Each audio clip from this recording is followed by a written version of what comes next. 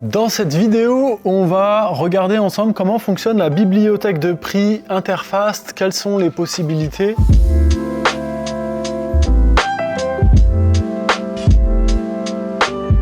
Donc on se rend tout de suite sur l'onglet bibliothèque. Alors si vous n'avez pas encore renseigné des articles dedans, vous pouvez les ajouter et vous verrez c'est super simple. On peut ajouter en fait des catalogues d'abord. Donc on va pouvoir séparer notre bibliothèque de prix avec des catalogues ou même des sous-catalogues et on va pouvoir donc à l'intérieur de ces catalogues et de ces sous-catalogues créer des articles et des ouvrages directement. L'autre possibilité avec la bibliothèque, c'est aussi de suivre vos stocks de fournitures directement. Donc on va regarder tout ça. La première chose, c'est que j'ai des catalogues ici que j'ai scindés par activité ou aussi par catégorie. Donc là, je vois que j'ai de la main-d'œuvre, j'ai du fluide, du chauffage, du sanitaire, tuyauterie. Bon, ça, c'est à vous de définir comment vous allez découper votre bibliothèque. Mais je pourrais créer des sous-catégories. Donc par exemple, tuyauterie, c'est un exemple. Là, je clique ici et je vais ajouter un sous-catalogue.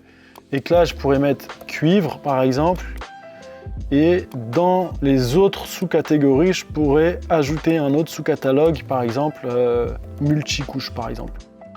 Et donc là, j'ai mon catalogue tuyauterie qui comprend la partie cuivre et la partie multicouche. C'est un exemple. Encore une fois, c'est à vous de faire vos catalogues selon vos besoins. Donc ensuite, on voit qu'on peut importer des articles ou des ouvrages. Dans le module de prise en main, il y a une vidéo qui explique comment importer vos bibliothèques. Là, on va regarder un petit peu comment ajouter un article. Donc, la première chose que je vais faire dans un article, c'est définir dans quel catalogue ou sous-catalogue va être positionné cet article. Donc là, je vais choisir tuyauterie multicouche. Ici, je vois catégorie de produits.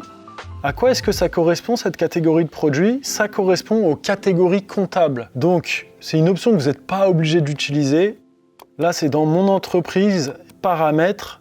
Ici, dans mes catégories comptables de vente, je peux créer des catégories comptables, tout ça, comme je viens de le dire, avec des comptes comptables. Et ces comptes comptables, vous allez pouvoir les configurer avec votre comptable et associer une ligne de votre bibliothèque à un compte comptable de sorte que lorsque vous ferez un export de vos factures, vous allez pouvoir réaliser ce qu'on appelle de la comptabilité analytique et retrouver dans vos factures de vente, distinguer combien vous avez vendu de tuyauterie, de main-d'œuvre à 5,5, à 10% de TVA, de déplacement, par travaux, par services, par marchandises, et vraiment faire cette comptabilité analytique. Donc ça, je vous laisserai regarder avec votre comptable. Si ça vous intéresse, encore une fois, vous n'êtes pas du tout obligé de le faire, et encore moins au tout début si vous prenez en main le logiciel. C'est quelque chose que vous pouvez faire dans un second temps. Donc je reprends la création de mon article. On va dire que dans ma tuyauterie multicouche, là je mets pas de catégorie et là je vais mettre un raccord. Je peux mettre un code fournisseur. Donc ce code fournisseur, je vais pouvoir rechercher tous mes articles à l'aide d'un code fournisseur. Je vais pouvoir ajouter une description si je veux. Bien évidemment, cette description apparaîtra dans les devis lorsque je ferai mon import. Et je vais pouvoir mettre un prix d'achat, un prix de vente, un coefficient qui se calcule automatiquement, mon taux de TVA et le type d'unité. Donc là, je les vends à la pièce, donc c'est une unité.